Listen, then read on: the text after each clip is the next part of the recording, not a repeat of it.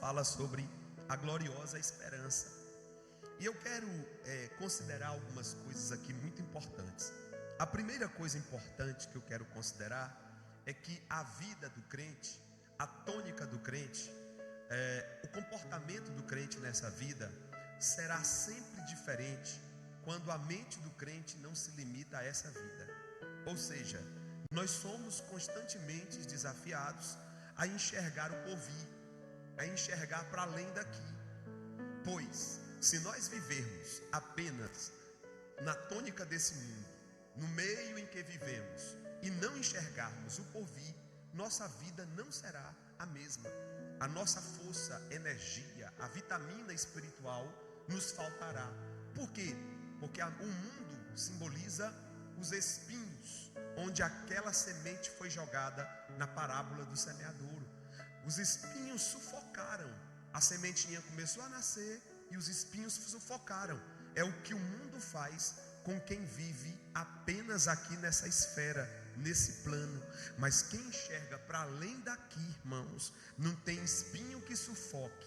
O espinho pode nascer, pode cercar, pode apertar e até furar, mas não sufoca. Por quê? Porque a mente desse crente é guardada pela esperança do porvir. Era assim o apóstolo Paulo. Amém? Então nós lemos dois textos muito importantes, que foi o primeiro texto na carta de Paulo a Timóteo, carta pastoral, escrita da prisão, e o capítulo 4 é o último registro do grande apóstolo Paulo. Capítulo 4 de Timóteo, 4 e 5 de 2 Timóteo, é o último registro do grande apóstolo Paulo. Incrível que ao se despedir, ele não traz ali um sentimento de lamúria, lamentação, né? Um sentimento de dor de cotovelo. Eu fiz sempre o meu melhor e olha o que está acontecendo comigo. Não, Paulo enxerga pela ótica do propósito. Não, existe um propósito maior, e se eu vou pagar o preço por ele, é porque na verdade eu sou uma oferta de libação ao Senhor. Não é uma morte qualquer, não é um martírio qualquer, não é um fruto de um problema político qualquer. Eu vou morrer por causa do Evangelho. E aí ele diz que isso é uma oferta a Deus. Amém? Bom, primeiro ponto da lição fala sobre a consciência de Paulo diante da morte. E eu já comecei a puxar algo aí.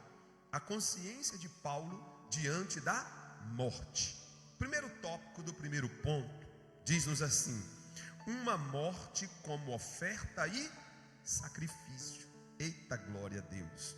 O Espírito Santo que guiava o apóstolo Paulo em tudo fez sentir o tempo da sua partida estando já próximo. O Espírito Santo está mostrando para Paulo: Paulo, acabou para você aqui. Só que o que você fez, ninguém vai poder apagar. O que você deixou vai alimentar o meu povo 2025 anos depois, em uma igrejinha na cidade de Odivelas, numa noite de terça-feira, no frio. Amém? Então, é o que eu sempre digo aqui, irmãos. Observe bem. O seu corpo pode ter o seu fim desintegrado em uma sepultura, mas ninguém pode apagar o que você fez. O seu legado voltará com os demais e fará parte da memória dos mesmos. Amém? Eu profetizo isso sobre a sua vida. Então, em 2 Timóteo 4,6, Paulo está falando exatamente isso. Olha a leitura em classe. 2 Timóteo 4,6. Não durmamos. 2 Timóteo 4,6. Porque já estou sendo oferecido por aspersão de sacrifício, e o tempo da minha partida se aproxima. O que é aspersão de sacrifício, irmãos? Olha, quando matava o animal no Antigo Testamento e imolava ele sobre o altar, a Bíblia diz que o sangue do animal tinha que ser totalmente derramado. Não podia ficar nenhum sangue no corpo do animal. Já era apontando para Cristo na cruz. Aí Paulo está dizendo, está vendo? O sacrifício, quando o sangue era derramado todo sobre o altar, significava dizer que a entrega foi completa. E o nome dessa entrega é aspersão. Aspersão. O sacerdote pegava, banhava a mão no sangue do animal, entrava diante da Arca da Aliança, lá no Santíssimo Lugar, passava pelo santo, entrava no Santíssimo e derramava o sangue nas pontas da arca, dizendo: Senhor, recebe o sacrifício desse animal que entregou toda a sua vida, simbolicamente representada pelo sangue, e perdoa os nossos pecados. E assim Deus descia na nuvem se recebesse o sacrifício. Aí Paulo está dizendo: igual era lá, agora sou eu. Eu é que vou ser derramado sobre o altar. E eu quero que não sobre nada de mim. Não vai só que o sangue se esvaia todo. Em louvor àquele que me chamou. É muito forte esse negócio de Paulo. Quando eu leio as histórias e as cartas de Paulo, a gente não tem como não ficar incomodado. Amém?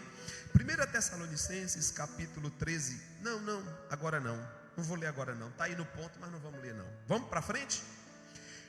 Ponto de número 2. Combati o bom combate. 2 Timóteo 4:7.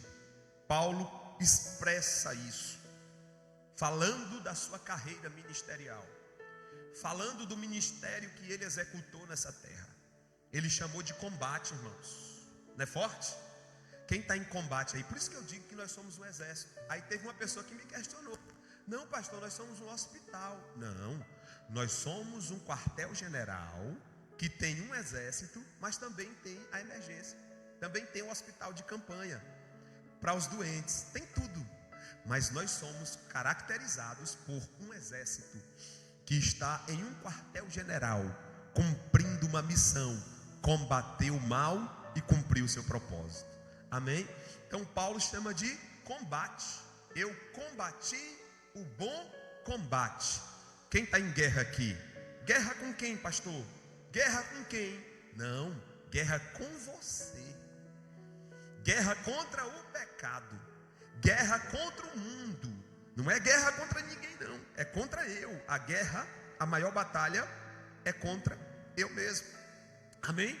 Bom, quando Paulo fala sobre combate, e aqui eu já vou fazer o 3 e o 2, os dois pontos juntos, tá bem? Porque o 3 é a continuação do 2. No 2 o autor comenta sobre o versículo 7. No 3 o autor comenta sobre o versículo 7 e 8. Então é continuação. Amém?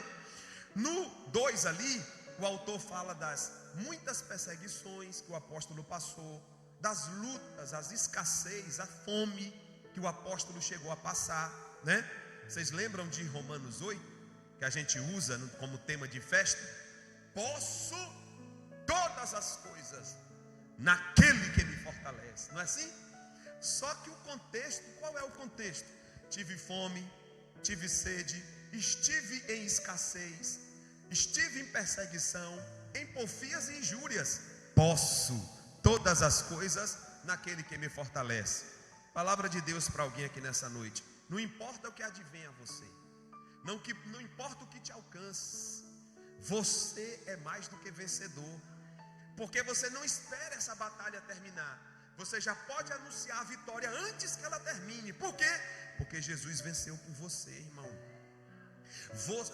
Jesus, você vai vencer essa batalha em nome do Senhor Jesus. Oh glória. No ponto 3, o autor comenta sobre a gloriosa fé, que está no verso de número 8. Paulo está dizendo no verso de número 7: eu combati o bom combate, guardei a fé, terminei a carreira. No capítulo de número 8, Paulo continua a expressão, né? E aí, o que eu quero dizer para os irmãos? Diga comigo, Paulo fala de carreira e de combate. Carreira e combate são duas palavras diferentes, não são sinônimas. Carreira expressa o ato de fazer uma jornada, uma viagem, uma caminhada, é a carreira, né? Ou seja, também expressa a ideia de alguém que tem uma profissão. Ei, qual é a sua carreira? Ah, minha carreira sou advogado. E você? Sou administrador. Então a carreira daquela pessoa, a função, a formação daquela pessoa é essa. Quem entendeu? Ele exerce aquela função, chama-se de carreira, cargos e carreira. Quem já não ouviu falar no mundo das empresas? Só que Paulo diz: a minha carreira é ser apóstolo de Cristo. A minha carreira é ser apóstolo de Cristo. Paulo, e como apóstolo Paulo, qual é a tua postura? Um eterno combate contra mim mesmo e contra o mundo, contra as heresias, contra as hostes do mal. Um combate contínuo. Ei, irmão, não descansa não, viu? Cuidado. Não relaxa não, porque o inimigo, a Bíblia diz que ele não dormita. Ele não dorme nem cochila. Ele não para de insistir. É combate todo dia. Amém? Agora, eu quero terminar esses 2 pontos, o 2 e o 3, falando com os irmãos o seguinte. Quero usar o exemplo de Jesus. Jesus morreu como na cruz? De braços cruzados? Como ele morreu na cruz? Braços abertos. Qual foi o brado de Jesus na cruz? O brado está como? Consumado. O brado de Jesus na cruz foi: está consumado. Em outras palavras, está cumprido, está realizado. Em outras palavras, Jesus quis dizer isso. Ora, deixa eu fazer uma rápida reflexão com os irmãos aqui. Irmãos, vocês sabem qual o lugar mais rico da terra? Do ponto de vista, atenção, do ponto de vista filosófico, qual o lugar mais rico da terra? Alguém pode... vocês estão demais, né? Quem está nas aulas aí de teologia já está ligado, né? Não são os poços de petróleo que brota na faixa de Gaza. Não. O lugar mais rico da terra não é o ouro ou as terras raras que tem na Amazônia, que fez o Trump bater um papo com um bobinho lá do Brasil. Não são as terras raras, de forma nenhuma. E qual é o lugar mais rico da terra? O cemitério. Por que, irmão Hélio? Porque no cemitério tem muito dom enterrado, tem muito talento enterrado. No cemitério tem vacinas que não foram inventadas, porque alguém não ousou um pouco mais, não leu um pouco mais, não pesquisou um pouco mais, cruzou os braços, levou consigo esse propósito, essa carreira. No cemitério tem canções que não foram redigidas e portanto não foram cantadas, porque alguém cruzou os braços e levou o talento para o cemitério.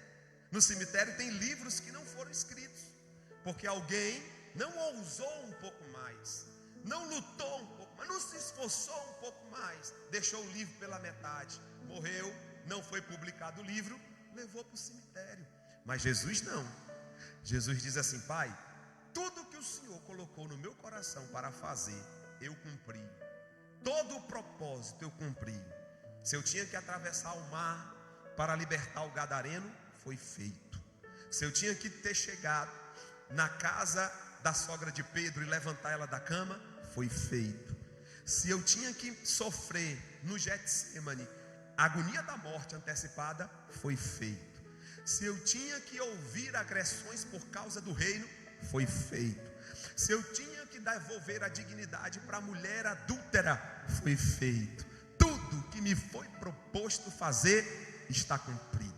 Não vou levar para o túmulo de Arimateia nenhum dos propósitos que o Senhor me deu para cumprir nessa terra.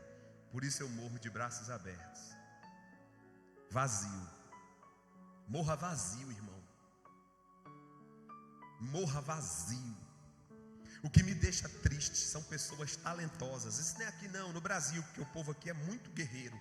Mas no Brasil, eu conheço pessoas tão talentosas, mas são pessoas tão complexas de se lidar. São pessoas que são até tóxicas, que elas começam a se enclausurar, a se fechar no mundo delas. Pessoas com talentos terríveis, que poderiam ser verdadeiras ferramentas na mão de Deus, mas é um ego exacerbado, é um complexo, é um problema, um trauma maltratado, que a pessoa não consegue. E aí fica entre os espinhos, lá da parábola da semeadura, entre os espinhos, não consegue acontecer. Mas nós estamos aqui porque cremos no poder da palavra. E enquanto a vida, a esperança. E eu sei que Deus pode mudar alguém lá no Brasil, que possa estar vendo essa live. Eu não sei o que te bloqueia, mas em nome de Jesus, numa unção que despedaça o jugo, nós ministramos o desbloqueio ministerial, ministramos o desbloqueio do propósito, para que aconteça o plano de Deus na vida de alguém, em nome de Jesus, em nome de Jesus, no nome que é sobre todo nome. Amém, irmãos? Glória a Deus. Já ministrei aqui, irmão, já liberei uma palavra poderosa e vai alcançar alguém em nome de Jesus. Acabe sua carreira.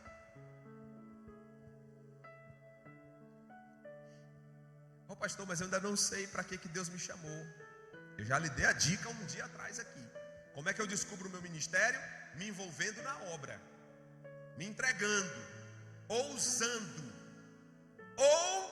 Jesus era ousado. Jesus não perdia uma oportunidade.